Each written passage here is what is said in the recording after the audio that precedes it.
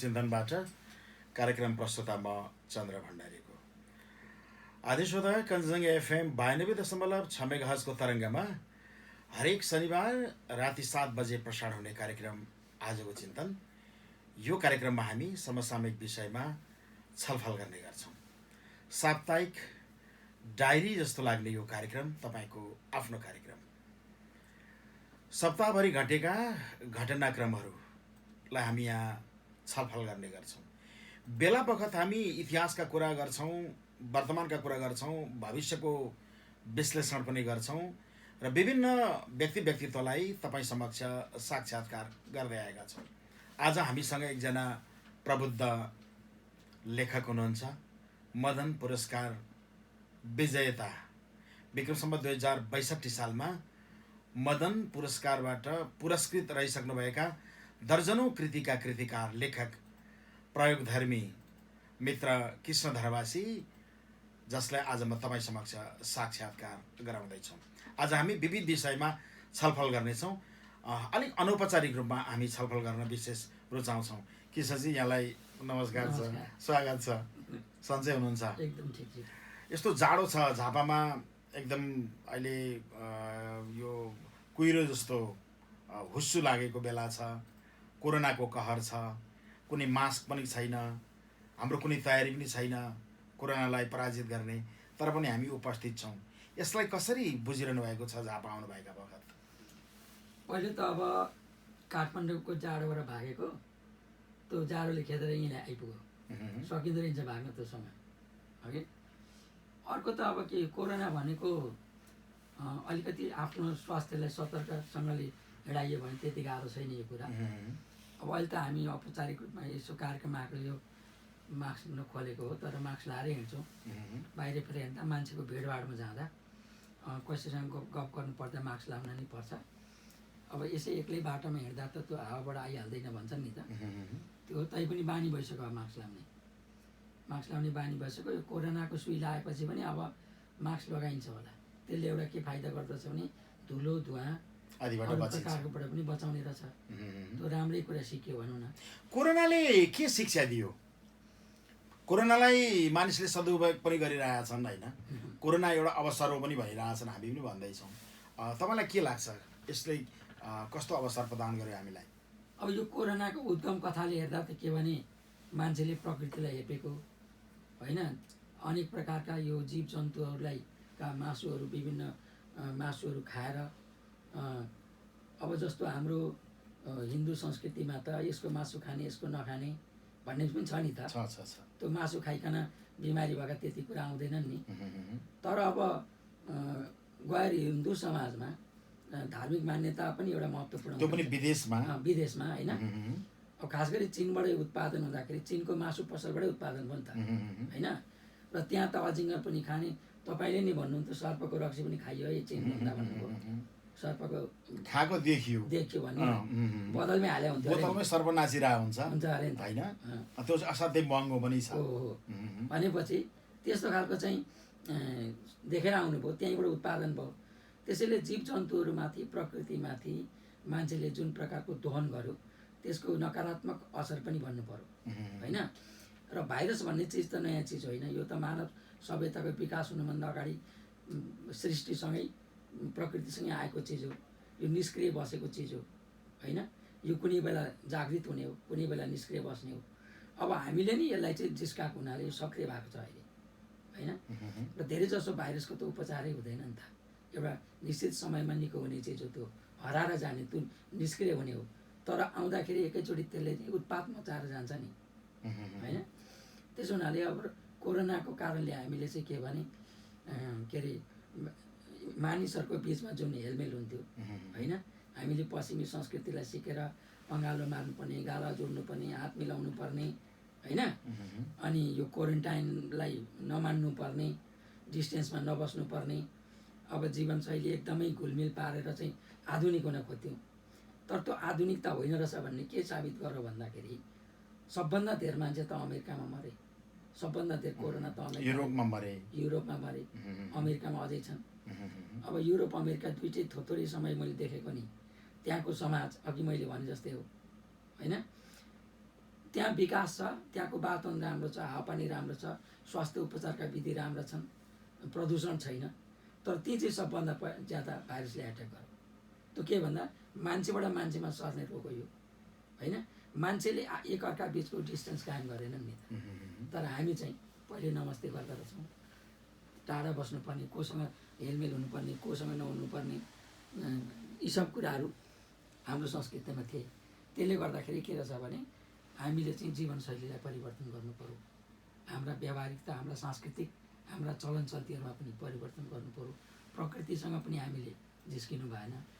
एउटा ठुलो विश्वलाई यो ठुलो च्यालेन्ज हो क्या यो कुरा।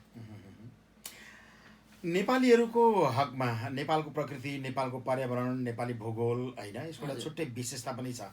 संसारको तुलना गर्दा नेपाली परम्परा, मान्यता, हाम्रो मौलिक संस्कार, सभ्यता अलिक फरक पनि छन्। र तुलनात्मक रूपमा आज विक्रम सम्वत 2077 साल माघ महिनाको 3 गते, होइन, हामी तपाईँ छलफल गर्दैछौँ। यो दिनसम्ममा आइपुग्दाखेरि कोरोनाको कहर क्रमिक रूपमा न्यून हुँदै गएको छ नेपालको सन्दर्भमा। भोलि बढ्ला, मृत्यु दर पनि घटेर गयो, सङ्क्रमितहरूको दर पनि घटेर गएको एउटा अवस्था छ। तुलनात्मक रूपमा युरोप, अमेरिका जो विज्ञानमा विश्वास गर्छ, विज्ञानको उत्पत्तिको थलो पनि हो। तर नेपाल जहाँ गरिबी छ, अशिक्षा छ, अन्धकार पनि छ, तर त्यहाँभित्र कोरोनाको प्रहार कमजोर रहनु र ती समृद्ध भनिएका मुलुकहरूमा कोरोनाको गति तीव्र हुनु, यसलाई कसरी बुझ्नु भएको छ? मैले खास गरिकन हाम्रो संरचना, सामाजिक संरचना, हाम्रो चेतना, हाम्रो पर्यावरण, हाम्रो वातावरणलाई अलिक बढी जोड दिएको छु कि यो प्राकृतिक छ भनेर। तपाईँ के विश्लेषण गर्नुहुन्छ? अनि त्यो कुरा साबित गर्यो यसले के भने हाम्रा खाइन पाइनहरूमै यसको असर देखियो क्या वास्तवमा। यसमा हामी चाहिँ तातो खाने, हामीलाई तातो चाहिन्छ। युरोप अमेरिकामा चिसो, उनीहरू चिया पनि चिसो खाने, पानी पनि चिसो खाने, होइन? सुत्केरीलाई पनि अब फ्रिजको पानी खुवाउने, बरफ खुवाउने गर्छन् नि त्यहाँ त उनीहरूको, होइन? उनीहरू तातोसँग उनीहरूको सम्पर्कै हुँदैन एक किसिमले। भनेपछि उनीहरूले तातो खाने भने त्यही सुपहरू, कफीहरू तातो खाने हो, नभए जे पनि चिसो खाने। चिसो ठाउँमा छन् चिसै खान्छन् उनीहरू, होइन? अब यो कोरोनालाई त योलाई त चिसो त्यसको मल लाग्छ, मल पर्छ त, होइन?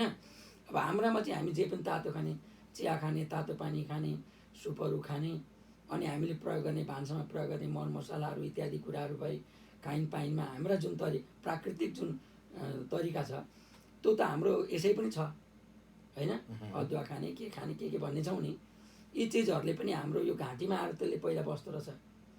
घाँटीमा बसेर घाँटीबाट हुर्केर भित्र जान्छ भन्छन्, त घाँटीमा 3-4 दिनसम्म बस्छ भन्ने कुरा छ नि त। त 3-4 दिनसम्म हामीले त्यो तातोले केले पखालेर फोक्सोतिर जान नदिएर आन्द्रातिर पठायो भने त आन्द्रामा गएर त त्यो आफै मर्दो रहेछ। भनेपछि हामीले घाँटीमै त्यसलाई रोक्दा रहेछौँ क्या। हाम्रो परम्परा, संस्कृति, उसको ट्रान्जिट चाहिँ घाँटी रहेछ, होइन? ती हामी रोक्दा रहेछौँ, रोकिँदो रहेछ।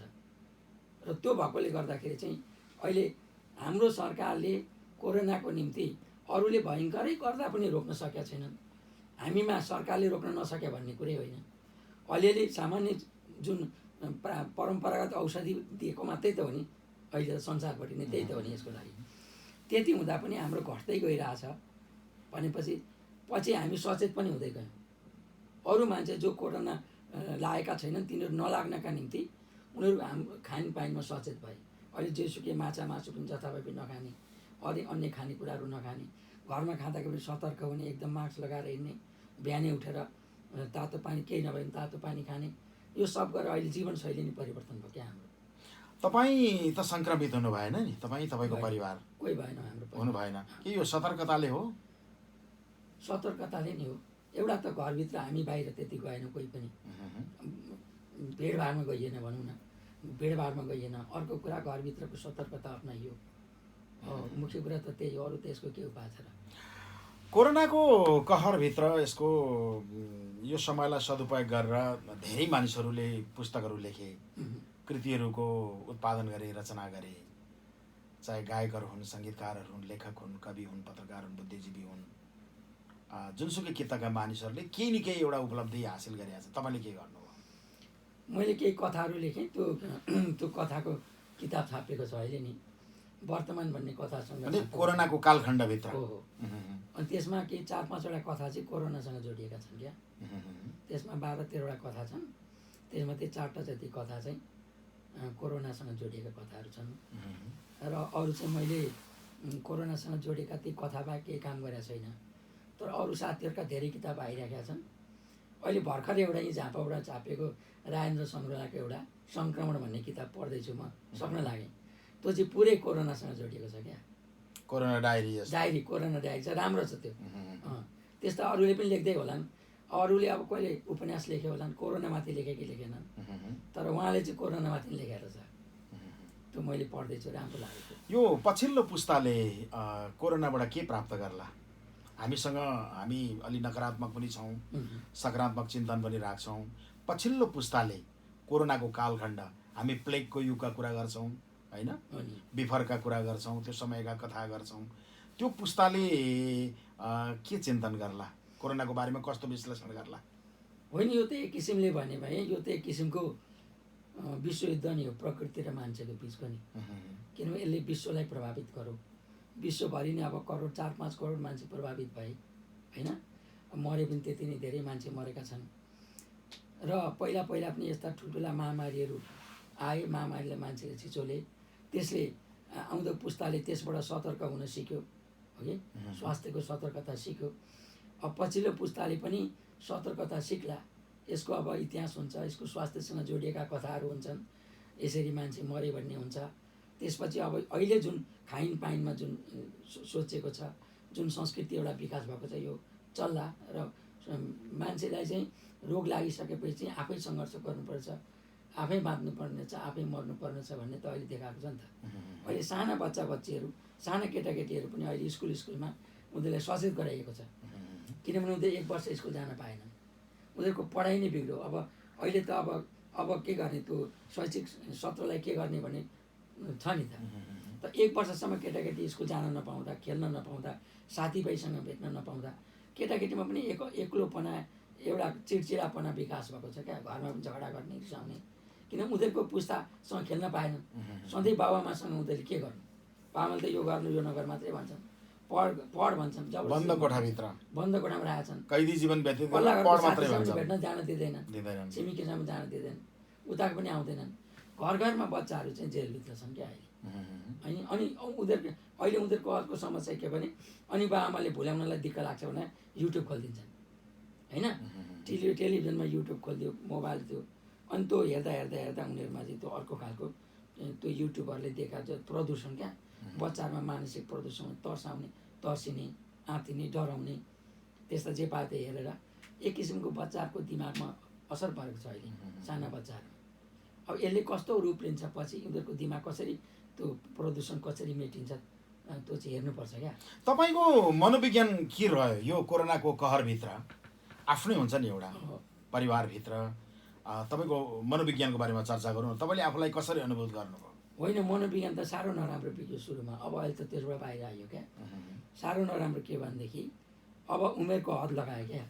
60 वर्षदेखि उँभोको मान्छेलाई खतरा भने। कोरोना सुरु हुँदा म 59 वर्षमा हिँड्दै थिएँ होइन। साउदी गति त 60 पनि होइन, 61मै लाग्यो क्या। म 60मै चल्दै थिएँ होइन। अब उमेरको रेखा हालिदिएपछि त 60मा हिँडिरहेको छु, 60 वर्षदेखि उँभोको मान्छेलाई खतरा भनेपछि त अब 60मै छु। एक अर्को डायबिटिजलाई खतरा, केलाई खतरा भने डायबिटिज पनि छ होइन। अब उमेर पनि 60 पुगेको छ। अब अरू कुरा पनि अब 1-2 अरू दबाई पनि खाइन्थ्यो भनेपछि त इम्युनिटी पावर घटेकै होला। भनेपछि अब निक्लिनु हुँदैन भने चाहिँ मलाई त मन्जुजीले फेरि मलाई त्यो गेटै खोल्न दिनु भएन होइन। जाने बाहिर जान पाइनँ, जेल भयो। जेल भइसकेपछि मैले काहीँ सपिङमा पनि जानु भएन, काहीँ पनि जानु भएन। माथि गयो, तल आयो, कोठामा बस्यो, पढो लेख्यो। त्यसले चाहिँ मलाई चाहिँ के फाइदा भयो भने मैले 5वटा किताब चाहिँ तयार गर्ने त्यो बिचमा। के नामका किताब तयार गर्नुभयो? 5वटामा एउटा त मेरो आफ्नो किताब भयो कथाको, 4वटा चाहिँ सम्पादन, एउटा जीवन आचार्यको स्मृति ग्रन्थको सम्पादन गरियो होइन। अनि 3टा चाहिँ सिके पर्साईका विचारहरू भन्ने एउटा पहिलाको किताबलाई फेरि रिसम्पादन गरियो। अनि उहाँकै अरू दुईवटा आजको सरल राजनीति र व्यवहारिक राजनीतिको प्रारम्भिक रूपरेखा भन्ने दुईवटा किताब पनि दोहोऱ्याएर सम्पादन गरियो। अनि भरत भुटतेलको चरित चर्चा भन्ने किताब पनि सम्पादन गरियो। 4वटा किताबको सम्पादन र आफ्नो एउटा गर्दा त्यो कोरोनाले मलाई 5वटा किताबको काम गरायो होइन। 5वटा किताबमा करिब 2500 पेजको मैले काम गरेँ क्या त्यो बिचमा। ती जम्मै छापिसकेँ अहिले बजारमा, छापिसके सबै बजारमा। भने कोरोनाको कहरले धेरै उपलब्धि तपाईँले प्राप्त गर्नुभएको छ। धेरै धेरै धन्यवाद छ। खुसी तर लाग्यो। मेरो मनोविज्ञानको बाँकी छ नि। मनोविज्ञान चाहिँ अब के हो भन्दा अब कोही मान्छे अब आउँछन् होइन, उसलाई घरमा नआओस् जस्तो लाग्ने क्या। कहीँ भेटौँ न भने नभेटौँ भयो। घरबाट आएर ढोका बाहिरबाट उनीहरू उतै बोल्ने, भित्र आउनुहोस् बस्नु एकछिन चिया खाउँ नभन्ने, भनिएन। साथीभाइ भयो नि त होइन। अनि आफू पनि अर्काकामा जाउँ लाग्छ। अनि त्यहाँबाट रोग बोकेर गइने हो कि उनीहरूले नराम्रो होला कि भने आफू पनि नजाने भयो। म गइरहने 2टा घर हुन्। एउटा बैराई काइँलाको घर, एउटा डाक्टर शङ्कर उप्रेतीको घर, मेरो साथी सञ्जीवको बुवाको घर होइन। अब बैरागी काइँला पनि अलि अस्वस्थ भन्नाले अब रोगी त होइन, अब कान अलिक कम सुन्नुहुन्छ, तैपनि अब बुढो हुनु पनि 82 वर्षको मान्छे होइन। भेटिरहने हप्तामा एकपल्ट जान्थेँ नि यसै शनिबार, त्यहाँ पनि जान अब डर लाग्यो। अब उता डाक्टर बा त झन् बिमारी नै हुनुहुन्छ, उहाँ त झन् 88 वर्षको अब्बा बोकेर गइने हो कि होइन। अब आफूसँग रहेनछ भने अरू नै कारणले रोग बढ्यो भने पनि आफू गएको कारणले हुने हो कि भन्ने भएर त्यस्तो अनिवार्य भेट्ने मान्छे कहाँ गइएन होइन। सासुआमा 89 वर्षको हुनुहुन्छ, उहाँलाई भेट्न पनि हामीले गएनौँ। 1 महिना मन्जु र म गएनौँ है। फोनमा कुरा आऊ न भन्नुहुन्थ्यो, आउँदैनौँ हामी भन्यौँ। भन्नाले मनोविज्ञानिक कस्तो भने अर्का काम पनि नजाने, अरू पनि आफू कहाँ नआओस् भन्ने। आफू सबैमा आफू बाहेक सबैजना कोरोनावाला भयो क्या। अब मलाई चाहिँ छैन, यिनीहरूसँग कोरोना छ भन्ने त्रास हो नि त्यो, त्रास हो, मानसिक त्रास। मृत्युसँग डर लाग्छ। एकदम डर लाग्यो नि त, डर लाग्दो रहेछ नि त। दर्शनले चाहिँ दार्शनिक भएको बेला चाहिँ कहीँ होइन मृत्यु भनिन्छ होइन। तर अब त्यो दैलोमा मृत्यु आएर उठ्यो भनेपछि अथवा रोग लाग्यो भनेपछि जस्तै बलवान मान्छे पनि त डराउँछ नि त। डराउँदछन् किनभने बाँचेपछि त यसरी गफ गर्न पाइन्छ, भेट्न पाइन्छ, हिँड्न पाइन्छ, खाना रमाउन पाइन्छ, संसार देख्न पाइन्छ। कहिलेकाहीँ आफू मरेको कल्पना गर्नुहुन्छ तपाईँ? होइन, कहिलेकाहीँ सपना पनि देखिन्छ मरेको नि। कस्तो अनुभूति हुन्छ त्यतिखेर? अब त्यो सपनामा त के हुन्छ, अहिले मरेको अरे भन्छन्, फेरि जिउँदै जस्तो हुन्छ होइन। सपना त भएन। तर मरेको कल्पना गर्दाखेरि चाहिँ कस्तो हुन्छ भन्दाखेरि म चाहिँ के छ भने यो प्रेसर लो रहेछ पहिला नि, अचल चाहिँ ठिक छ मेरो प्रेसर। त्यो लो हुँदाखेरि म बेहोस भइरहन्थेँ क्या। मलाई 20-25 पल्ट बेहोस भएको होला म जीवनमा, त्यस्तो लाग्छ है। कहिले अफिसमा काम गर्दा बेहोस हुन्थेँ। त बेहोस भएको केही क्षण जुन हुन्छ, बेहोस हुनुभन्दा अगाडि र बौरेपछिको बिचको केही थाहा हुँदैन है। मृत्यु भनेको पनि त्यही बिचको समय लम्बिएको होला जस्तो लाग्छ क्या मलाई होइन। अब अन्तिम यता होस् सकिएपछि र त्यहाँदेखि उता अब नबौरिने भने त त्यही लम्बियो नि त होइन। त्यही होला जस्तो लाग्छ। अनि यो मृत्युसँग चाहिँ के छ भने जीवनका माया मोह रमाइला लोभहरू यी चिजहरू चाहिँ यता जागृत भएको बेलामा यी गुम्छ भन्ने भएर मृत्युसँग डर हुँदो रहेछ क्या, अरू केही होइन। धेरैको मलामी गइयो होइन, धेरैलाई विदा गरियो, अलविदा भन्छौँ नि हामी। आफ्नो मलामी गएको कल्पना पनि हुन्छ नि, हुन्छ, देखिन्छ अरूको जस्तो। त्यतिखेर कृष्णधारावासीको सन्तुष्टि के हुनेछ? त्यति बेला हामी यो पनि चर्चा गरिरहेको, कुनै दिन त हामी मर्छौँ भने त्यो त के हुँदो रहेछ भने नि, अब अर्काको मलामी आफू गइहाल्छ है। अब आफ्नो पनि त्यसरी मलामी जालान् भन्ने हुन्छ नि त होइन। जालान्, त्यसो भए थुप्रै मोटरसाइकल जालान्, बसहरू जालान्, गाडीहरू जालान्, मान्छेहरू चितामा राख्लान्, फुलसुल चढाउलान् होइन। त्यसपछि अब त्यहाँ गाथा गाउलान्, धेरै चाहिँ उहाँ यस्तो हुनुभयो उस्तो हुनुभयो, यति किताब लेख्नुभयो, यहाँ गर्नुभयो भन्लान् होइन। अब त्यो एउटा होला भनेपछि अब कहिलेकाहीँ मलाई के लाग्छ भन्दाखेरि अहिले यो कुरा गर्दै जाँदा त्यही एउटा मात्रै बाँकी छ क्या मेरो चाहिँ होइन। किनभने जीवनमा असन्तुष्टि भन्ने अब दुर्घटनाहरू इत्यादि आफ्नो ठाउँमा छ, तर असन्तुष्टि हुन्छ नि, मैले यो गर्न पाइनँ, त्यो गर्न पाइनँ, त्यो गर्न पाइनँ भन्ने नि छैन क्या। सन्तुष्टि नै सन्तुष्टि छ मलाई। सन्तुष्टि हुँदाहुँदै त्यो पनि एउटा त्यस्तो होला एक दिन भने त्यो पनि सन्तुष्टिमै जोड्छ क्या म चाहिँ। सन्तुष्टिमै जोड्नु हुन्छ, त्यो पनि उपलब्धि होइन। जस्तो तपाईँको विद्यार्थी जीवनदेखि नै तपाईँ पाहाडमा जन्मिनुभयो, तराई झापालाई कर्मक्षेत्र बनाउनु भयो, अमेरिका पनि जानुभयो, काठमाडौँ बस्नुभयो, अन्तर्राष्ट्रिय व्यक्तित्वको रूपमा आफूलाई उठाउनु भएको छ, उठ्नु भएको छ। आफू मात्रै नै दुनियाँलाई लेख, तिमीहरू लेख्नुपर्छ, उठ्नुपर्छ, जाग्नुपर्छ भनेर प्रेरक भूमिकामा पनि तपाईँ हुनुहुन्छ। अब यो मृत्यु अवश्यम्भावी छ। कृष्णधरवासी संसारबाट बिदा भयो, समाजले के प्राप्त गर्छ? कृष्णधरवासीको पाखाबाट, कित्ताबाट समाजले प्राप्त गर्ने रूपान्तरणमा एउटा माइलस्टोन हुन्छ नि, तपाईँले के छोड्नु भएको छ, के छोड्नु हुनेछ? अब मैले त अब छोड्न त के हुन्छ र, मैले जति कृतिहरू लेखेँ, एउटा त ती मेरा दस्तावेज हुन् होइन, ती दस्तावेज हुन्, ती त समाजसँगै रहन्छन् नि त। अहिले 29वटा किताब भए होइन त, 29वटा कृति तपाईँले उत्पादन गरिसक्नु भएको छ। अहिले छापी अन्तिम किताब 29औँ किताब हो अहिले छापिएको, आफ्नो निजी कृति होइन। सम्पादन 15-20वटा होलान् होइन, ती त अरूका हुन् नि त। त मेरा दस्तावेज भनेका चाहिँ 29वटा किताब भए, अझै छन् मसँग छापिन बाँकी लहरमा। एउटा निबन्ध किताब अब यो नयाँ वर्षमा आउँदा 30 भइहाल्छ, 30 भने पनि भयो होइन। अहिले फ्याट्टै मऱ्यो पनि 30वटा किताब त भयो नि त दस्तावेज होइन। अझै अब चाहिँ अब 60 भइयो, अझ अब अलिकति तन्काउँ न, के भएर 15-20 वर्ष अरू तन्काउँ, त्यसो भने अरू 8-10वटा किताब त आउला। त्यसो भए 30-40वटा किताबहरू हुन्छन्, ती दस्तावेज। त्यसलाई समाजले पाउने कसरी? अहिले पनि 1-2वटा किताब त युनिभर्सिटीमा पढाउँछन् नि होइन, जस्तो शरणार्थी किताब नर्थ बेङ्गल युनिभर्सिटीले पढाउँछ, टियुले पढाउँछ। त्यो पढ्ने विद्यार्थीले त्यहाँ केही पाइराखेका होलान्, अब भविष्यमा अरू किताब पनि पढ्लान्। अब 1-2जनाले यो मेरा किताबमाथि पिएचडी गरिराखेका छन् होइन, विद्यार्थी सम्पर्कमा छन् भनेपछि अब कहीँ पिएचडी गरिरहेको होलान्, कहीँ कोर्समा पढाइरहेको हुन्छन्, त्यसले एउटा समाजलाई दिने कुरा दिइराखेको होला, देला। त्यसका अतिरिक्त अब मेरो आफ्नै जिन्दगी पनि एउटा उपन्यास जस्तै हो, मैले त लेखेको छु सबै कुरा होइन। त्यसो भएपछि कसैले मलाई हेरेर, मेरो जीवन हेरेर एउटा पोजिटिभ थिङ्कको हिसाबले, सकारात्मक सोचका हिसाबले, उत्तरोत्तर प्रगति गर्ने बाटोमा जाने हिसाबले कसरी हिँडेको थियो भने मेरो जीवन यात्रा पनि कसैलाई प्रभावित गर्ने चिज बन्ला होइन। ठुलो कुरा त के र, अब राजनीति गरेर नेता भइएन, मन्त्री सन्त्री भएन, ठुला पद प्रतिष्ठामा गइएन, सानो जागिर खाइयो, रिटायर भयो हो। अब अहिले लेख्ने काममा पूर्णकालीन लेखकको रूपमा 10 वर्षदेखि म छु, काम गरिरहेको छु। तपाईँ दुनियाँलाई झकझक्याउनुहुन्छ, मलाई पनि लेख लेख लेख भनिरहनुहुन्छ। हो त, म निरन्तर लेख्छु होइन, तर कृतिका रूपमा त किन पछाडि छस् भन्नुहुन्छ। तपाईँलाई के लागेर यसो भन्नुभयो?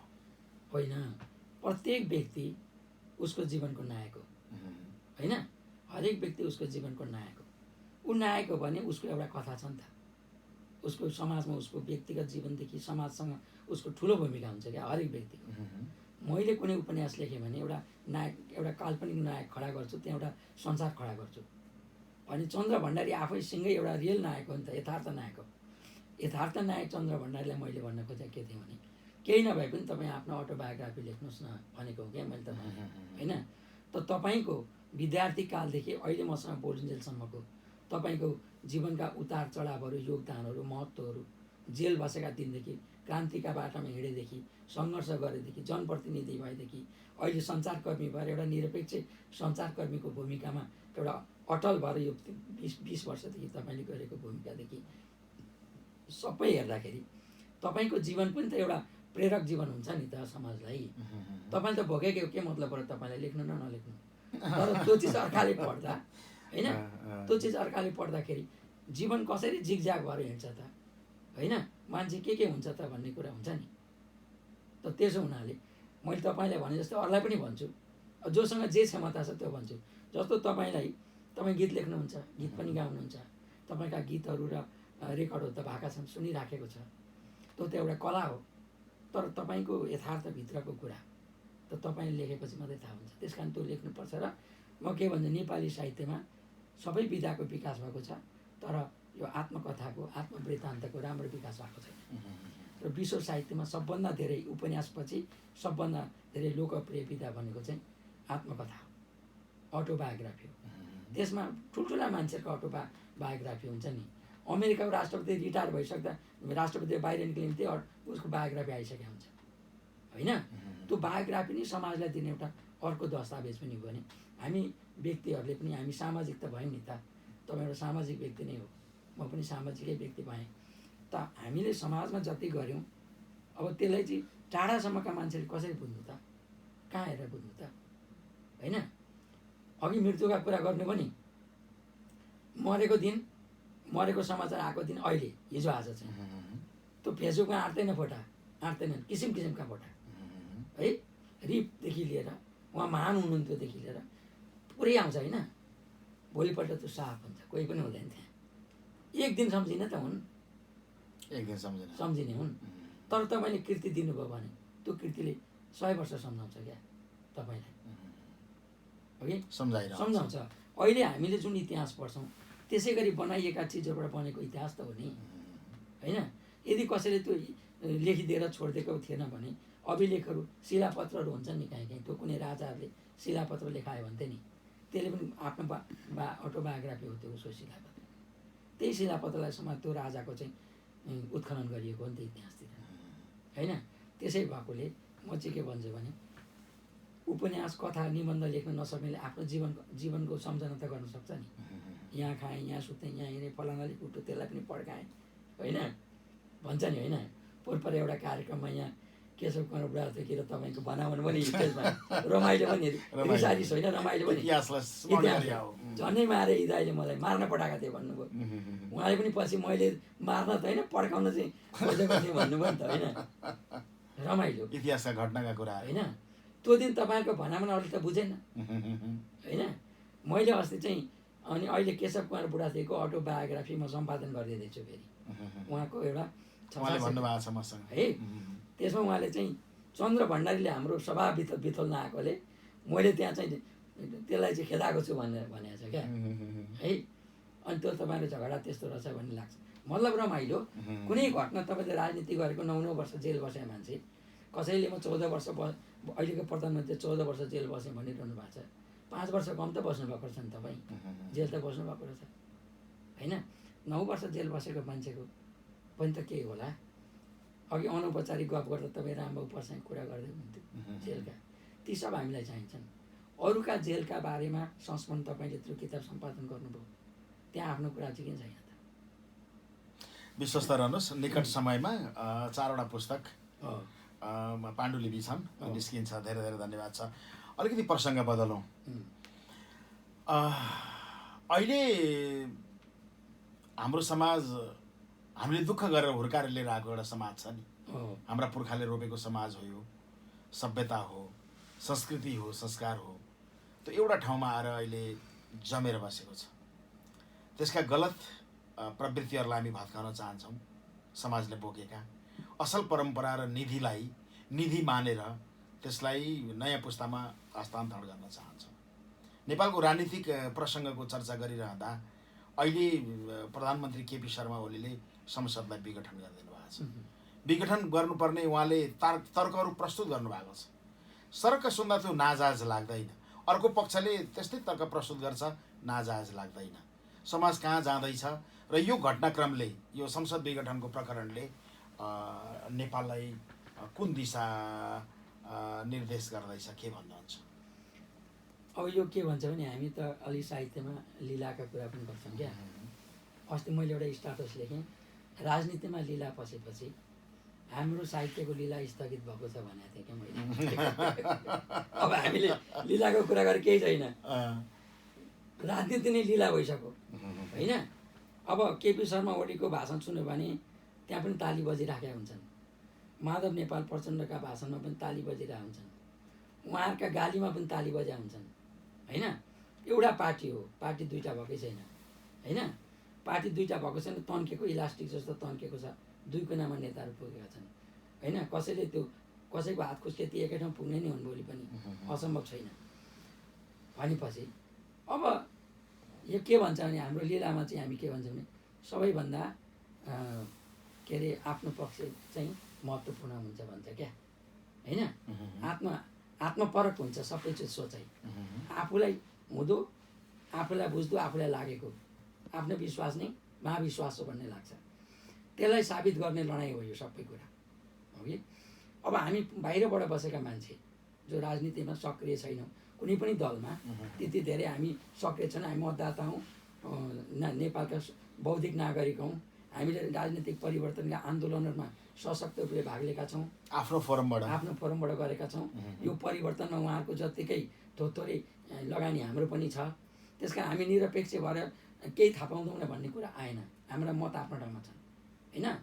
तर पनि हामी परबाट हेर्ने मान्छेले देख्दाखेरि के भनेदेखि हामी सबै मिलेर बनाएको एउटा जुन घर हो त्यसलाई कोही दुई चारजना मान्छेले आफ्ना व्यक्तिगत झगडामा नभत्काइदिएको हुन्थ्यो नि होइन। भनाइ चाहिँ के हो भन्दाखेरि प्रतिपक्ष भन्ने पार्टी एकदमै कमजोर प्रतिपक्ष, त्यो प्रतिपक्ष त तमासा हेरेर बसेको स्थिति थियो भन्नुपर्छ हो नि। 2/3 करिब 2/3 स्थिति हो। योभन्दा ठुलो जनमत पहिला एकपल्ट 17 सालमा आएको थियो के अरे 15 सालमा, अब भविष्यमा कहिले आउँछ थाहा छैन होइन। त्यो पहिलो मौका काङ्ग्रेसले पायो, काङ्ग्रेसले त्यसलाई बुझेन, त्यो खुस्क्यो। नेपालको इतिहासमा पहिलोपल्ट कम्युनिस्ट पार्टीले यो मौका पायो, आफैले खुस्कायो। त्यो दिन राजाले खुस्काए, आज आफैले खुस्काए होइन। तर के थियो भन्दा हेर्दाखेरि त हामीले संसदभित्र यो झगडै थिएन। हेर्नु, संसद विघटन गर्नको लागि त संसदभित्रको झगडा विघटन हुनुपर्छ नि त।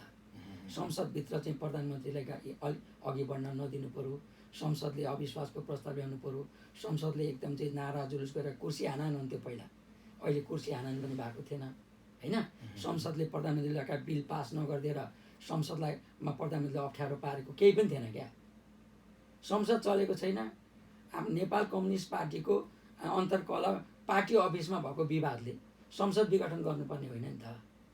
संसद त कम्युनिस्ट पार्टीको मात्रै होइन नि त, अरू पार्टीको पनि त संसद हो नि। संसद त जनताको भयो त, जनताले भोट हालेर पठाएको होइन। अनि विघटन गर्नलाई संविधानमा व्यवस्था के कसो छ भने सर्वोच्च अदालतमा बहसको विषय हुनाले त्यसमा नबोलौँ। संविधानले दिन्छ कि दिँदैन भने हामीभन्दा जान्ने वकिलहरू लड्दैछन्, छोडिदिउँ न। हामी नागरिकले बुझ्ने चाहिँ के त भन्दा संसद विघटन त संसदले काम गर्न नदिएपछि पो संसद विघटन हुन्छ। कुनै सांसदले सरकारले लगेको बिल रोकेका छैन होइन, प्रतिपक्षले रोक्नै सक्दैन थियो। आफ्नै पार्टीकाले ताली पिटेकै थिए। फेरि प्रधानमन्त्री के भन्नुहुन्थ्यो भने संसदमा मेरो अत्यधिक बहुमत छ, मेरो पक्षका सांसदहरू सबभन्दा धेर छन् भन्ने उहाँको भनाइ छँदै थियो भने संसदमा उहाँलाई अप्ठ्यारो पर्ने नै थिएन होइन। भनेपछि त पार्टी अफिसको झगडाले संसद विघटन हुन पर्ने हो। एक दिन पहिला गिरिजाप्रसाद कोइरालाले संसद विघटन गर्नुभयो, गरेको थियो त्यति बेला। तर त्यो संसदले अवरोध गरेर भएको थियो, किनभने गिरिजाप्रसाद कोइरालाले प्रस्ताव गरेको धन्यवादको प्रस्ताव सांसदहरूले फेल गरिदिएका थिए। बजेटपछि जुन धन्यवादको प्रस्ताव के हुन्छ, प्रधानमन्त्रीले धन्यवादको प्रस्ताव जुन ल्याउँथे त्यो धन्यवादको प्रस्ताव नेपाली काङ्ग्रेसकै सांसदहरूले फेल गरिदिए। सांसदले नै धन्यवादको प्रस्ताव फेल गरेपछि उहाँले संसद विघटन गरेका थियो। अहिले केपी ओली प्रधानमन्त्री केपी ओलीजीले संसदमा के त्यस्तो लगेको थियो र संसदहरूले उहाँको त्यो प्रस्ताव फेल गरे त, कहाँ अघि बढ्न दिएनन् भन्दा त थिएन। अब त्यहाँ शङ्का के भने होइन अविश्वासको प्रस्ताव ल्याउन आँटेका थिए अरे भन्ने कुरा छ नि त, भूमिगत कुरा होइन। अविश्वासको प्रस्ताव ल्याउन आँटेको थियो भने त फेस पो गर्नुपर्छ त प्रधानमन्त्री। 2/3 बहुमत छ भन्ने प्रधानमन्त्रीले अविश्वासको प्रस्ताव फेस गर्नुपर्छ। अविश्वासको प्रस्ताव पनि संसदीय विधि नै हो नि त, आउँछ नि त्यो फेस गर्नुपर्छ र पो सक्षम प्रधानमन्त्री भयो त। आउँदैछ अरे भने पहिले भत्काइदियो भने कसरी त्यो सक्षम प्रधानमन्त्री भयो त। राजनीतिक रूपमा मेजोरिटी त देखिएन त्यसमा त। आउँदैछ भन्ने कुरा प्रमाणित भयो, आयो आउँदाखेरि लज्जाबोध हुने भयो, पराजित हुने भयो। एउटा आकाङ्क्षा छ, केही सपना पनि छन् नेपालमा। राजनीतिक आन्दोलनभित्र सबभन्दा बढी सपना देख्ने मान्छे मध्ये नेता मध्ये केपी शर्मा ओली पनि हुनुहुन्छ। आफ्नो सपना साकार नहुने भइसकेपछि नरहे बाँस नबजे बाँसुरी होइन। संसद विघटन गर्नु त्यति अन्यायपूर्ण हुन्छ? त्यो त संसदमै गएर पो गर्नुपर्छ त मेरो भनाइ। पार्टी अफिसबाट संसद विघटन गर्नु हुँदैन त। त्यो त पार्टी आफ्नो पार्टीका सांसदहरूले, विपक्षीले त लगेको छैन नि त होइन। आफ्नो पार्टीका सांसदहरूले लगे अरे भन्ने कुरा छ क्या होइन। भनेपछि आफ्ना पार्टीका सांसदसँग आफूले हिजो टिकट दिएर जितेका साथीभाइहरूसँग, सङ्घर्ष गरेर आएका साथीभाइहरूसँग त्यहाँ प्रस्ताव लाने बित्तिकै हुँदैन त। त्यो त्यहाँ त बहस हुन्छ, छलफल हुन्छ। त्योभन्दा पहिला साइड टकिङहरू हुन्छन्। आफूमा बहुमत गर्ने क्षमता हुनु पऱ्यो, विपक्षीसँग कुरा गर्नु पऱ्यो। अरू पनि त पार्टी छन् नि त्यहाँ त। आफ्ना केही पार्टीका आफ्ना केही सांसदहरूले क्रस गरे भने पनि विपक्षीलाई लिएर पनि प्रतिपक्षलाई लिएर पनि आफूले त्यो त कूटनैतिक राजनीतिक परिपक्वता त त्यो होइन र मेरो विचारमा त्यो हुनु पर्यो नि त। त्यसो भए त के भने कहिले पनि त यो देशमा संसद टिक्दैन नि त। भोलि अर्को प्रधानमन्त्री चाहिँ इलेक्सन पछि त्यसले पनि त्यसको असक्षमतामा सांसदहरूले शङ्का गरे उनले फेरि भत्काइदिन्छ। त्यो त कन्टिन्यू भयो नि त। अब त्यो जसले पनि भत्काउन पायो। अनि हामी जनता चाहिँ एक वर्ष 2 वर्ष खालि संसद विघटन भएर भोट हालिरहनु त। यो त 5 वर्षको लागि म्यान्डेट दियो नि त जनताले त। यहाँ कम्युनिस्ट पार्टीले मात्रै भोट हालेर 2/3 बहुमत भएको होइन त। नेपाली काङ्ग्रेसका मान्छेले पनि रिसाएर एकपल्टलाई यिनीहरूलाई हालिदिउँ भनेर जिन्दगीभरि रुखमा भोट हाल्ने मान्छेले पनि यो हँसिया हतौडा र यो सूर्यमा भोट हालेका हुन्। हामीलाई थाहा छ नि त, होइन? यो भयो प्रधानमन्त्री साइडको कुरा। प्रधानमन्त्रीले विपक्षी ठान्नु भएका आफ्नै पार्टीका अन्य नेतृत्व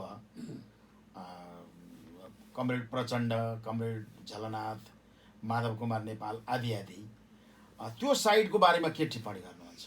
त्यो साइडको बारेमा पनि मलाई चाहिँ के लाग्छ भने नि हामीले सुनेको त हो नि, पार्टी उहाँको पार्टी मिल्दा होइन, नेकपा के अरे माओवादी, नेकपा माओवादी र एमाले दुईवटा पार्टी ती चाहिँ उत्तरी ध्रुव र दक्षिणी ध्रुव हुन् मेरो विचारमा नि।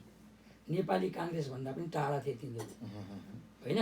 नेपाली काङ्ग्रेसले त माओवादीले ल्याएर शान्ति प्रक्रियामा ल्यायो नि त, होइन? गिरिजा प्रसाद कोइरालाको तारिफ त प्रचण्ड अहिले पनि कहिलेकाहीँ गरेर सुनिन्छ नि त।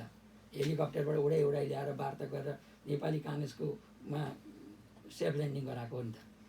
तर एमालेका मान्छे माओवादीतिर गएका थिए बिचमा, होइन?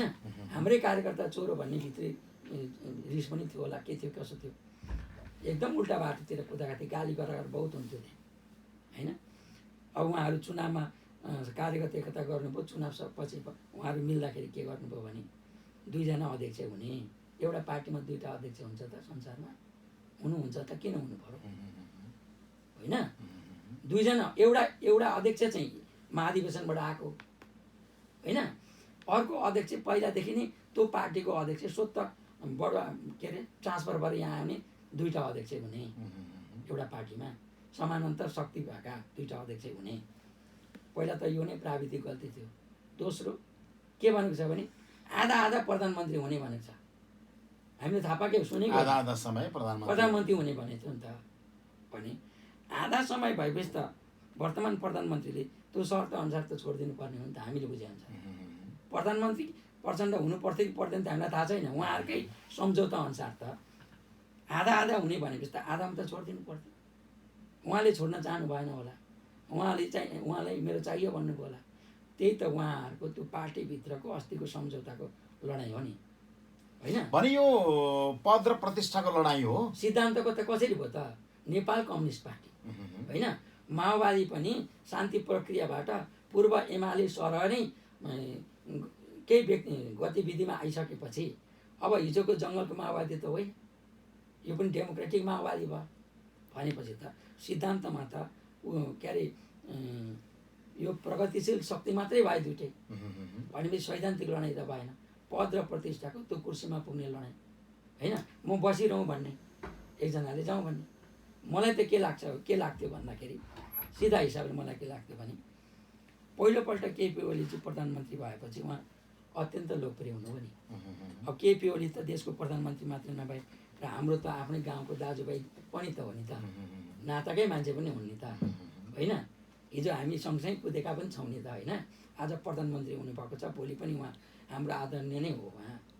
तर खुलेर अहिले हामी गफ गरेर जस्तै उहाँसँग गफ गर्न सकिन्छ नि त, होइन? त्यसो भए त उहाँलाई त के थियो भने पहिलोपल्ट उहाँले जुन भारतसँग उभिनुभयो नि कडा, त्यसको लागि त त्यही उहाँसँगै एउटा राष्ट्रवादको दरो उभ्याएपछि उहाँले यति मत पाएको उहाँको अनुभव। नाकाबन्दीका विरुद्धमा होइन उभिनु भयो नि त, उभिन त मरिजमान पनि उभिएका हुन्। तर त्यति बेला राजाको सक्रिय शासन भएकोले मरिजमानले जस नपाएको, होइन? उभिन त एकपल्ट मरिजमान पनि नाकाबन्दीको विरुद्धमा उभिएकै मान्छे हुने। केपी ओली चाहिँ उभिनु भयो। अनि त्यो भएपछि के भयो भन्दाखेरि सबैले भोट दिए, होइन? जित्नु पनि भयो। अब दोस्रो टाइम यत्रो मतले ल्याउनु भयो उहाँले।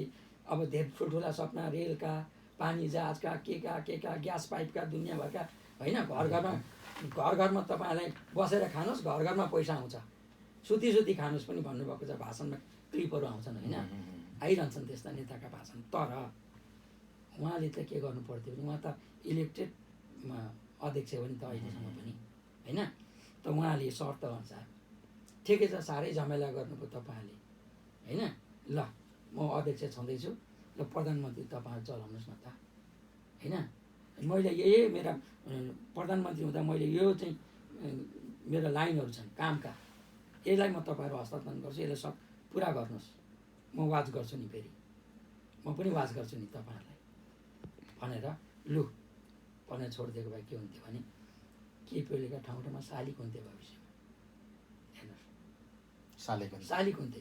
शालिको कुरो ऊ त्यहाँ सालबारी जङ्गलमा गएपछि मलाई सालबारी जङ्गलका ती 5 जना शहीदहरूको साथी दिएपछि मेरो दिमागमा जहिले पनि के आउँछ भने नि त्यति बेला ती मरेकाले जितेछन्, बाँचेकाले हारेछ। आज अब कहाँ कुनै दिन सिपी मैनालीको शालिक बन्ला त, राधाकृष्ण मैनालीको शालिक बन्ला त, माधव नेपालको शालिक बन्ला? शालिक बन्ने भूमिका उहाँले बचाउनु पर्यो। भालाखीमा मरे पनि तिनको त शालिक हो नि त। शालिक बन्नको लागि त धेरै पो ठुलो त्याग चाहन्छ। कहिले त ज्यानै दिनुपर्दछ भने कहिले त आफ्ना कतिवटा अडान पनि छोड्नु पर्दैन शालिक भन्नलाई क्या। अब अहिले त के भयो त प्रधानमन्त्री केपी ओलीको भने संसद पुनर्स्थापित भयो भने उहाँको प्रधानमन्त्री गइहाल्छ अविश्वासको प्रस्तावले। उहाँको मात्र जाँदा राष्ट्रपतिलाई पनि महाभियोग लगाइहाल्छन्। हेर्नुहोस् होइन, स्थापित भयो भने चुनाव भयो भने पनि अब उहाँहरूको फुटेको पार्टी हुन्छ, विपक्षी हुन्छन्, दुनियाँभरका हुन्छन्। उहाँको केपी ओलीको पार्टी सामान्य बहुमत केही पनि हुन सक्दैन क्या मेरो विषयमा होइन। फेरि मिलीभगत सरकार हुन्छ हो। उहाँ अहिले केपी ओलीले पनि अस्ति म नभए शेरबहादुर प्रधानमन्त्री भन्नुहुन्थ्यो, प्रचण्डले पनि हिजो तपाईँ प्रधानमन्त्री, अब घुमी फेरि शेरबहादुरलाई प्रधानमन्त्री बनाउने कुरा ल्याएको छ। यत्रो 2/3 सरकार फालेर दुइटै मिलेर प्रतिपक्षको नेता शेरबहादुरलाई प्रधानमन्त्री बनाउँछु भन्दा त्यो भन्दै गर्दा पनि लाज हुनु पर्दैन राजनीतिमा लाज भन्ने कुरा हुँदो रहेछ नि त, हुँदैन। अनि यो के भयो अब शेरबहादुरसँग मिलेर सरकार केपी ओलीजीले नै शेरबहादुरलाई समर्थन गरेर प्रधानमन्त्री बनाउनु भयो भने उहाँको के कुरा लागु हुन्छ त होइन, हुँदैन नि। प्रचण्डले त्यसो गर्यो भने त उहाँको लागु हुँदैन भने एनी हाउ केपी ओली सरकारमा नआउन्, संसद पुनर्स्थापना भएका अवस्थामा पनि नभएका अवस्थामा पनि एउटा पक्ष हिँडिरहेको छ, अर्को पक्ष पनि त्यसै गरी हिँडिरहेको छ।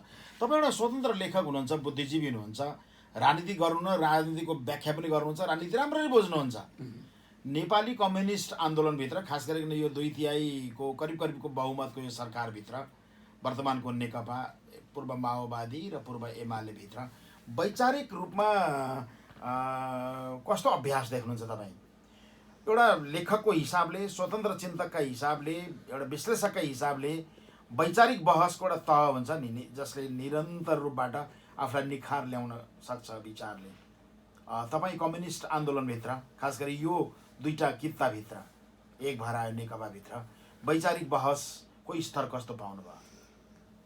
मैले चाहिँ बुझेको के भने म क्याम्पसको विद्यार्थी हुँदादेखि अनिरा सुब्बाका साथीहरू पनि मेरा साथी थिए होइन, अहिले पनि छन् घनिष्ठ।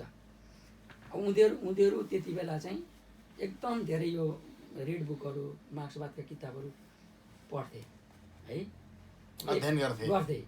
अब एकपल्ट के भने म त नेभिसमतिर थिएँ त्यति बेला होइन। अनि एकपल्ट इलाममा के भने सबै विद्यार्थीहरूको कोठा पुलिसले छापा मार्न थाल्यो क्या, के अरे अखिलका। अनि साथीहरूले यत्रा रेड बुकका किताबका बाकस ल्याएर मेरो कोठामा राखे। अब मेरोमा त छापा मार्दैन भनेर राखेँ नि त होइन, मैले पनि राखेँ भन्ने के भयो होइन भन्नाले उनीहरू राखेर गएपछि मेरो काम के थियो त, म त पढिरहेँ। बहुत धेरै किताब पढ्न पाएँ मैले त्यति बेला हेर्नु है। उनीहरू राखेर म खोजेर हिँड्न थिएँ, कोठामा ल्याइदिएँ, पढेँ मैले रेड बुकका किताबहरू, म चाइनिज के अरे माओ सेतुङका किताबहरू के दुनियाँभरका होइन पढेँ मैले। भन्नाले त्यति बेला ती साथीहरू चाहिँ मेरा समकालीन साथी अहिले मन्त्री सांसदहरू छन् नि त होइन। कोही म सचिव पनि छ, सचिवबाट रिटायर भइसकेँ नि, म मेरो उमेरका त रिटायर भएन नि त, भइसक्यो नि त। भनेपछि अब ज्येष्ठ नागरिकको प्रमाण मात्रै लिन बाँकी छ मैले होइन। भनेपछि अब त्यति बेलाका ती जुन पढेका साथीहरू थिए त्यो अहिले एक्टिभ पोलिटिक्समा कम्युनिस्ट पार्टीका त्यही पुस्ता हो क्या, त्यही 35-36 सालको पुस्ता नि अहिलेको सक्रिय पुस्ता हो, 55-60को उमेरको पुस्ता हो नि त यो, होइन? तपाईँको पुस्ता हो नि त यो, होइन? भनेपछि त्यो पुस्ता त्यति बेला त्यस्तो पढेकै पुस्ता यहाँ आउँदा चाहिँ त्यसले कसरी स्वार्थै पढेको बिर्स्यो त? जब कुनै पद प्रतिष्ठान पुग्यो, अहिले तपाईँको वडा अध्यक्षदेखि प्रधानमन्त्रीसम्म तपाईँको कति 80-50 कति 90% जनप्रतिनिधिहरू नेपाल कम्युनिस्ट पार्टीका छन्, होइन? छन् नि त। त वडादेखि नै भ्रष्टाचारको यो आगो चाहिँ कहाँबाट बलेको त? तिनै मान्छेहरू त्यत्रै आदर्श पढेका, त्यत्रै सिद्धान्त विचार पढेका मान्छे त्यो पदमा फेरि स्वाट्टैसँगले चाहिँ सर्लाकसुलुक पहिलाको सबै सकेर, होइन? सकेर चाहिँ यस्तो खालको चाहिँ एउटा चाहिँ जो यो सरकारले अहिले साँच्चै नै एउटा चाहिँ विकासको लहर र शान्तिको लहर ल्याएर भ्रष्टाचारको चाहिँ अन्त्य गरेर, होइन? प्रधानमन्त्री केपी ओलीले प्रचण्ड र के अरे माधव नेपालसँग झगडा गर्न छोडेर यो प्रमाण पुगेका भ्रष्ट जतिलाई जम्मैलाई जेलमा हालेको सबले ताली पर्थ्यो। हिजो मात्रै मैले एउटा सुनेको, के अरे मलेसियाको पूर्व प्रधानमन्त्रीलाई भ्रष्टाचारको आरोपमा 12 वर्ष जेल थियो, होइन? हाम्रा देशका पूर्व मन्त्री वर्तमान पदका कोही मान्छे छन् नि त, छैनन् त? तिनीहरूलाई भकाभकी चाहिँ प्रमाण पुर्याएर जेल हालेर को तिनका विरुद्धमा जुलुसमा निक्लिन्थ्यो? अहिले एउटा बहुचर्चित एउटा हल्ला छ नि, केपी ओलीले वर्तमान प्रधानमन्त्रीले कमरेड प्रचण्ड माधवहरूलाई जेल हाल्ने एउटा सन्दर्भ आएको छ, अख्तियार मार्फत त्यसलाई सक्रिय बनाएर हिजोका मुद्दाहरूलाई बिउताउने कुराहरू आएका छन्। किनभने साँपले साँपको खुट्टा पनि देख्छ। के भन्नुहुन्छ?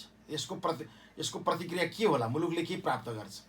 त्यो चाहिँ राजनीतिक विषय हुन्छ। हेर्नुहोस्, माधव नेपाल प्रचण्डहरूलाई भनेको राजनीतिक मुद्दा हुन्छ। त्यो नि किन मुद्दा हुन्छ भने अब हिजो झापा काण्डलाई के भनेको छ त? एउटा पक्षले आत्मकाकारी भनेको, अर्को पक्षले राजनीतिक क्रान्ति भनेको हो नि त, होइन र? झापा काण्डमा थोरै मान्छे मरे, थोरै 8-9 जना मान्छे कम्युनिस्टहरूले मारे, सरकारले देखिने नदेखिने गर्दा सरकारले अलिक धेरै मारो, होइन त? तर त्यसलाई त आन्दोलन भन्यो नि त, क्रान्ति भन्यो नि त, हो कि होइन? त्यसो भए प्रचण्डहरूले पनि क्रान्ति नै गरेका हुन् नि त। क्रान्ति त उनीहरूले क्रान्ति गरे हुन्, 10 वर्ष जनयुद्ध उनीहरूको क्रान्ति हो। हामीले निष्पक्ष हेर्नु पर्यो नि त, होइन? पहिलो माओवादी प्रयोग त झापामा भएको होइन त, होइन? त्यहाँबाट नक्सलबाट सरेर त्यसैको विकसित रूप धेरै वर्षपछि उहाँको क्रान्ति हो। झापा आन्दोलनको निरन्तरता हो। कम्युनिस्ट एमाले संशोधनवादको भाषमा गयो, अब त्यो क्रान्तिको नायक भनेका हामी हौँ, यसको निरन्तरता हामीसँग छ भनेर पूर्व माओवादीले घोषणै गरे। अहिले विप्लवै गरिरहेछन्, होइन? भनेपछि अब हिजो चाहिँ शान्ति प्रक्रियामा आउँदाखेरि के गर्ने भनेका छन्, ती कुनै कुराहरू अस्तिकै संसदले सक्नु पर्थ्यो, होइन? त्यो सबै केही नगरिकन त्यसलाई अपराधमा प्रमाणित गर्न त हुँदैन नि। भयो भने के हुन्छ? केमा? जस्तो क्यान्टोनमेन्टका कुराहरू छन्, जस्तो त्यो क्रान्तिकालका कुराहरू छोडिदिनु। जब माओवादी लडाकाहरू क्यान्टोनमेन्टमा आए र क्यान्टोनमेन्ट भएको अथाह अरबौँको भ्रष्टाचार चाहिँ प्रचण्डको नेतृत्वबाट भयो, बाबुरामको नेतृत्वबाट भयो, आदिबाट भयो भन्ने एउटा अभियोग पनि छ। त्यसलाई साबित गरिदिए भने के हुन्छ? साबित गऱ्यो भने त जानु पर्यो नि त जेल। त्यसको प्रतिक्रिया के हुन्छ राष्ट्रभित्र? होइन, त्यसको वर्तमान सरकारले पाउने प्रतिक्रिया के हो? अर्थात् केपी ओलीको जस वा अबजस के हुनेछ? राजनीतिमा त सम्भावनाको खेती हो राजनीति भनेको, असम्भव त केही पनि छैन। भइदियो भने के हुन्छ? त्यो त के हुन्छ नि, केपी ओलीले गर्नु नै हुन्न क्या। किन गर्नु हुन्न भने नि अहिलेको अर्थमन्त्रीले त ठाडै त्यो बालुवाटारको जग्गा त खाएकै हो नि त, होइन? त्यो बालुवाटारको 8 आनै जग्गा खाए पनि भ्रष्ट हो कि होइन? उहाँको महासचिव त्यो अर्थमन्त्री, त्यो भ्रष्टलाई अर्थमन्त्री राख्न हुन्छ? अहिले यही कोरोना कालमा भएको भ्रष्टाचार के हो? त्यसलाई उहाँले चाहिँ खाएकै छैन भने प्रधानमन्त्रीले बोल्ने हो कि कारबाही गराउने हो त, अनुसन्धान गराउने हो त? एउटा गायकले गीत गाउँछ क्या, प्रधानमन्त्री त्यसको जवाब दिन्छन्। एउटा बलात्कार मुद्दा हुन्छ, प्रधानमन्त्री त्यो बलात्कार मुद्दामा मान्छेले आरोप गरेका अरूको पक्षमा प्रधानमन्त्री बोलिरहेका हुन्छन्, होइन? प्रधानमन्त्रीले कहाँ बोल्नुपर्छ कहाँ बोल्नु पर्दैन भन्ने कुराको टुङ्गो पनि हुनु पर्यो नि त। अहिले आफ्नै कालमा भएको भ्रष्टाचार रोक्न नसक्नेले अस्तिको भ्रष्टाचारको के कारबाही होला नि त? विश्वास गरे त लाग्दैन। हुन्थ्यो नि त। विश्वास हामीले त लाग्दैन। गर्नुपर्छ भनेको होइन त। हाल्नु पऱ्यो नि त, शेरबहादुरले खाएको भए उहाँलाई हाल्नु पऱ्यो। अस्ति विजय गसेतालाई हालेको छ त्यो मुद्दामा त, त्यो मुद्दामा विजय गसेतालाई हालेको छ, माधव नेपाललाई किन हालेको त? सँगसँगै नाम उठ्याएको छ त। आफ्नो पार्टीका नेतालाई जतिलाई चाहिँ यसरी गरेर अर्कालाई हालेर अनि साफ गरेर भयो त। जग्गा फिर्ता गरे, जग्गा चोरे अनि माल फिर्ता गर्ने चाहिँ कहिलेखेरि त्यसको सजाय हुँदैन। मैले दाहिने कुटाएको थिएँ, त देब्रे कुट भने जस्तो भएन। भ्रष्टाचारलाई उन्मूलन गर्ने कुरामा देशमा पुगेको प्रधानमन्त्रीले त्यो मान्छेको शालिक हुन्छ भनेको मैले के गर्दा गर्दै सबै गर्दाखेरि हटाइदियो नि हटाइदियो नि। उनीहरूले हटाउन गरे बापत हटाएको हुन्थ्यो। काम पनि केही गरिएन, आफै भत्काइयो। अब फेरि त्यहाँ ठाउँमा केपी ओली चाहिँ पुग्नुहुन्छ कि हुन्न नि, म त पुगेको देख्दिनँ। यो सन्दर्भमा यस्तो विषयमा प्रमुख प्रतिपक्षी दल जसको सहारा बेगर न प्रदेशमा सरकार बन्ने रहेछ न केन्द्रमा सरकार बन्ने रहेछ होइन, शेरबहादुर देउवाले नेतृत्व गर्नुभएको नेपाली काङ्ग्रेस प्रमुख प्रतिपक्षी दल भनेर स्थापित छ। यसको भूमिकाको बारेमा के भन्नुहुन्छ? यो त अहिले त्यो के अरे खरिजहरूको मादल हुन्छ नि, बज्दै भ्याक भ्याक गर्छ। हावा खुस्केको गोल पनि अलिअलि हावा भएको गोल हिर्का पनि कहाँ हुन्छ, उति पर्दै त झर्छ। अहिलेको प्रतिपक्ष त्यही हो। अस्ति त त्यो त्यति थिएन, यत्रो संसद विकट हुँदा पनि त्यसको केही मौन बस्यो होइन। अहिले पनि त के त शेरबहादुर देउवाले के भन्नुहुन्छ भने अब यो हामी चुनावमा जाँदैछौँ, अब यो यताउता भन्नुहुन्छ नि होइन। उहाँले प्रश्न एउटा कुरा भन्नुपर्छ नि त, प्रश्न भन्नुहुन्न। किन भन्नुहुन्न भन्दा संसद पुनर्स्थापित भए पनि शेरबहादुर चाहिँ प्रधानमन्त्री भनिदिएको छ केपी ओलीले होइन। उता प्रचण्डहरू पनि फकाइरहेछन्, प्रधानमन्त्री जता पनि प्रधानमन्त्री हुन पाइन्छ भने। जब पदको लोभ हुन्छ नि, जब आफ्नो आदर्श सिद्धान्त इथिक्सलाई बिर्सेर कुनै मान्छे पदको लोभी हुन्छ, त्यसबाट केही पनि दह्रो भूमिका हुँदैन। नेपाली काङ्ग्रेसको अहिलेको यो सबभन्दा भ्याक भ्याक यो हावा खुस्केको गोल भएको चाहिँ अहिलेको सभापतिकै भूमिकाले। अहिले पनि प्रश्न छैन त उहाँको कुरा। प्रधानमन्त्री भने काङ्ग्रेसभित्र इनर्जी चाहिँ छ। ज्योतिषीले 7 पल्ट प्रधानमन्त्री हुन्छ भनेको छ अरे, 4 पल्ट गरे, 3 पल्ट बाँकी छ अरे। काङ्ग्रेसभित्रको इनर्जीलाई कसरी मूल्याङ्कन गर्नुहुन्छ? इनर्जी त छ नि युवाहरूमा। काङ्ग्रेसभित्र त इनर्जी किन नहुनु? त्यो त तपाईँको त्यो त अगेना तल आगो भइराखेको अगेना हो नि त त्यो त होइन। त्यसले त अलिकति दाउरा भेट्ने बित्तिकै त्यो त बलिहाल्छ नि।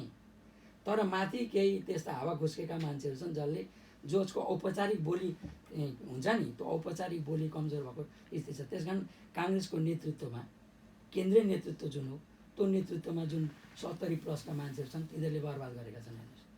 अब उहिले के भन्थ्यो भने कम्युनिस्ट पार्टीको महासचिव चाहिँ आफू नमरी अर्को हुँदैन पाउँदैन अरे, कम्युनिस्ट पार्टी निरङ्कुश अरे, आफू नमरिकन अर्कोलाई हुन दिँदैन अरे, माओ सेतुङ नमरी अर्को भएन अरे, लेनिन नमरी अर्को भएन अरे भन्थे नि। काङ्ग्रेसमा पनि त्यो नमरिकन अर्को हुनै नपाउने भयो। प्रजातान्त्रिक पार्टी भन्छ तर ऊ गिरिजा प्रसाद नमरी अर्कोले हुन पाएन। अब शेरबहादुर नमरी अर्को हुन नपाउने, रामचन्द्र नमरी अर्को नहुने भएपछि त्यो पार्टी पनि प्रजातान्त्रिक हो त भएन। अनि यो नेपालको राजनीतिक रङ्गमञ्चभित्र जुनसुकै राजनीतिक दलभित्र यस्तो प्रवृत्ति देखिन्छ, आशलाग्दो प्रवृत्ति र परिस्थिति देखिँदैन। यो बेलालाई हामीले मध्यनजर गरेर मतदातालाई सम्झाउनु पर्यो, नागरिकलाई सम्झाउनु पर्यो।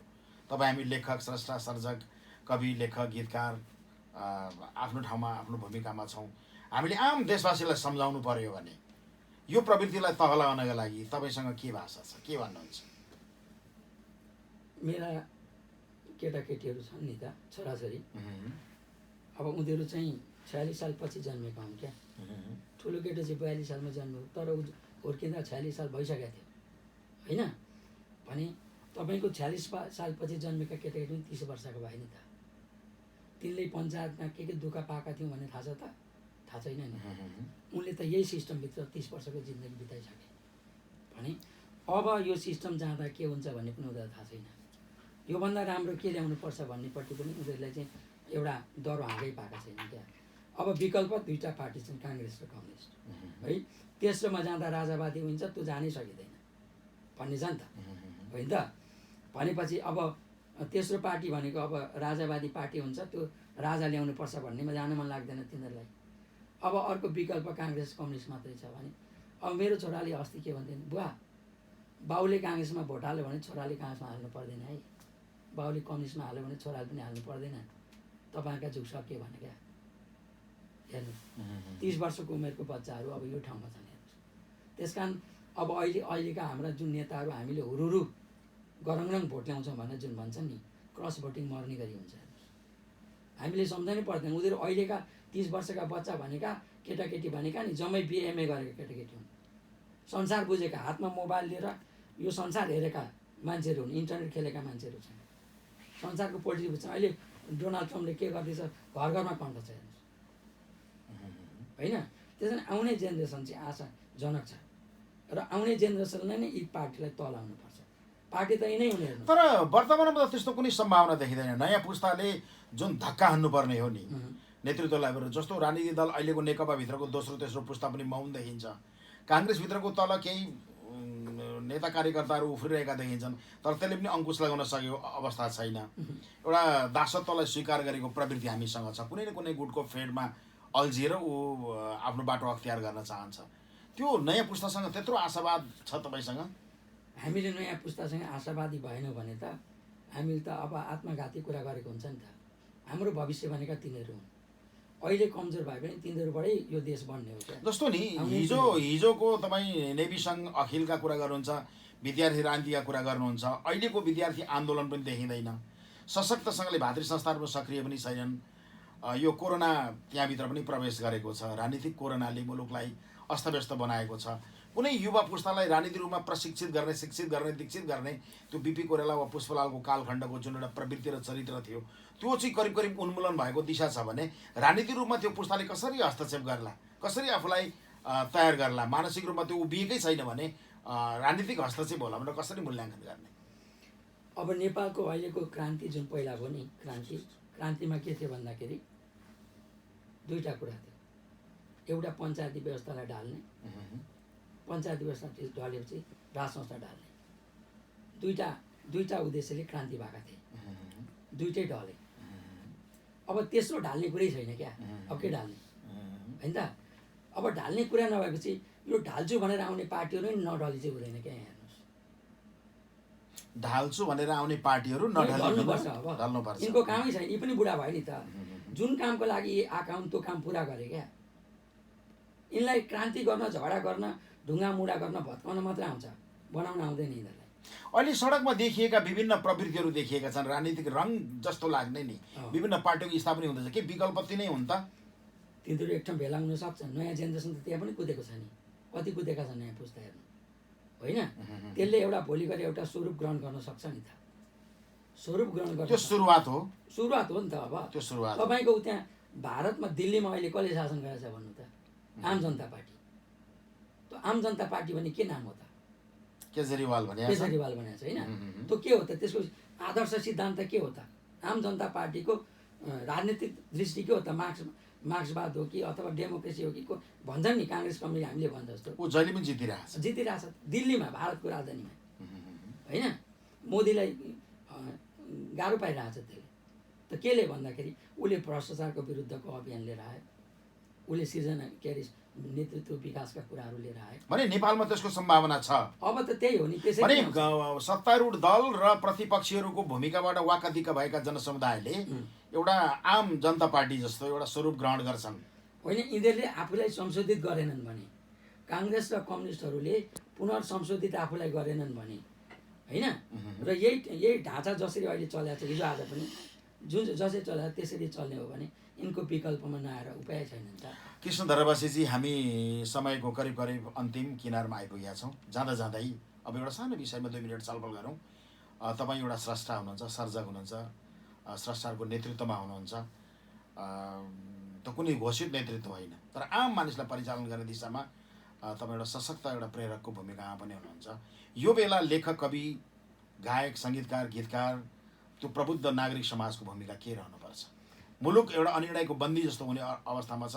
अदालत समेतले पनि निर्णय गर्न सकेको छैन कि संसद पुनर्स्थापना गर्ने कि यही तरल अवस्थामा राखिदिने भन्ने जस्तो एउटा परिस्थिति छ। र हामी कतातिर जाँदैछौँ? दुई तिहाईका सरकारहरू भक्काभक ढलेका छन्। मानिसहरूमा आत्मबल ढलिरहेको छ, मानिसहरूमा उत्साह ढलिरहेको छ, मानिसहरूमा निरङ्कुशतालाई फेरि आमन्त्रण गर्ने परिस्थितिको एउटा चाहिँ पुनर्जन्म भइरहेको बेलामा हाम्रा भूमिका के हुन सक्छ? एउटा कुरो के छ भने लेखक कवि साहित्यकारहरूका दुईवटा भूमिका हुन्छ। शान्तिकालमा उनीहरूको एउटा भूमिका हुन्छ, राजनीतिक अब विग्रह अवस्था आयो भने उसको अर्को भूमिका हुन्छ होइन। हिजो शान्तिकाल जति बेला थियो हामीले त्यही अनुसार कृति लेख्यौँ। अहिले अब फेरि हामी लेखक कवि साहित्यकारहरू पनि सतर्क हुनुपर्ने बेला भएको छ। हामीले 72 वर्षको नेपालको राजनीतिको लडाइँपछि प्राप्त भएको जुन संविधान हो नि, जनताले बनाएको संविधान, त्यो संविधानको संरक्षण र त्यो संविधानको सुरक्षाको निम्ति चाहिँ अब बौद्धिक समाजहरू, लेखक साहित्यकार, कलाकार, बुद्धिजीवीहरू, कानुनविदहरू, पत्रकारहरू सबैजनाले त्यसको खबरदारी गर्नुपर्छ। त्यो बुद्धिजीवी पनि रङ्गीन छ। काङ्ग्रेस बुद्धिजीवी, जसपा बुद्धिजीवी, विप्लव बुद्धिजीवी, नेकपा बुद्धिजीवी, एबिसिडी बुद्धिजीवी र उनीहरूको पनि एउटा मोर्चाबन्दी ठोस रूपमा अहिले हामी ग्रहण गर्न सक्दैनौँ। यो परिस्थितिलाई कसरी गोलबन्द गर्ने उनीहरूलाई, ताकि भविष्यको बाबुरामजीहरूले भन्थे नि छलाङ मार्ने, एउटा छलाङ मार्नका निमित्त बुद्धिजीवीको भूमिका के हुनुपर्छ वर्तमानमा? अब यो के छ भने तपाईँको चैत 14 गतेदेखि कोरोनाको कारण लक भयो। जति बेला एउटा पनि मान्छे मरेको थिएन कोरोनाले होइन, लक भयो। जब दिनको 2000 मान्छे, दिनको 800-900 मान्छे मर्न थाले, त्यति बेला लकडाउन खुलिसकेको थियो क्या हाम्रो देशमा। अहिलेको सिचुएसन पनि त्यो चैत 14 गतेको कोरोनाको लकडाउन जस्तो सुरु पो भयो त, अहिले पो बाँडिँदैछ नि त। अब तपाईँको यो अदालतले निर्णय गर्छ नि यो 8-10 दिनभित्रमा, भोलिदेखि त बस छ होइन, छिटै गर्नुपर्छ। यो बस सकिने बित्तिकै यसले के परिणाम गर्छ, त्यसपछि यो जब लमिन्छ फेरि बिस्तारै किनारका मान्छेहरू भेला हुन थाल्छन्, सङ्गठित हुन्छ, आइहाल्छ त्यो सङ्गठनको दिन आउँछ।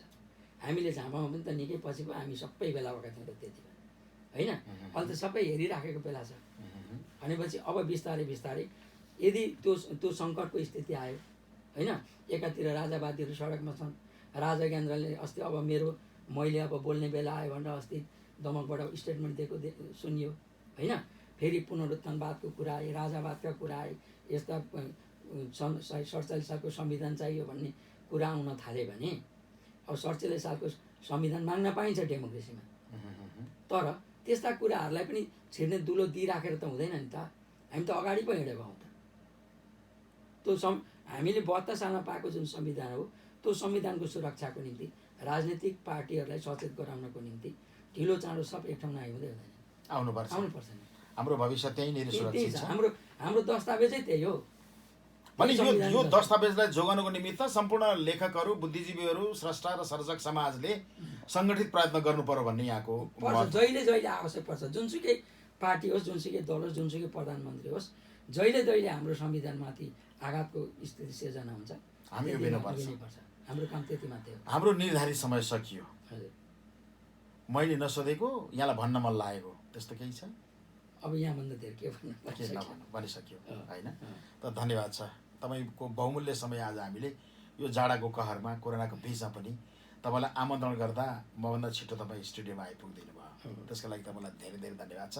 निरन्तर तपाईँ हामी यस्ता बहसमा केन्द्रित भइरहौँ, छलफल गरिरहौँ, समसामयिक विषयमा चिन्तन गरिरहौँ र मुलुकलाई दिशाबोध गर्नका निमित्त हाम्रा आफ्ना नागरिकका भूमिका पनि हुन्छन्, त्यसप्रति हामी प्रखर रूपले अगाडि बढौँ। आजको कार्यक्रमले यही सन्देश प्रवाह गर्दै अब छुट्नुपर्छ। छुटौँ अब हात मिलाउनु पाइँदैन। हवस् त श्रोता, यहाँ हुनुहुन्थ्यो कृष्ण धनवासी, नेपालको एकजना प्रबुद्ध नागरिक समाजका अगुवा, लेखक, बुद्धिजीवी।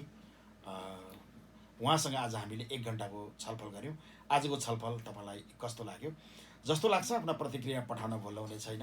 हाम्रो ठेगाना हो कार्यक्रम आजको चिन्तन, कञ्चनजङ्घा FM 92.6 मेगाहर्ज, बिर्तामोड, झापा, नेपाल। आगामी शनिबार नयाँ व्यक्तित्व र नयाँ प्रसङ्गसहित पुनः उपस्थित हुने बाचा गर्दै कार्यक्रम प्रस्तुता म चन्द्र भण्डारी पनि प्राविधिक मित्र जुली भण्डारी सँगसँगै अघि माग्छु। नमस्ते।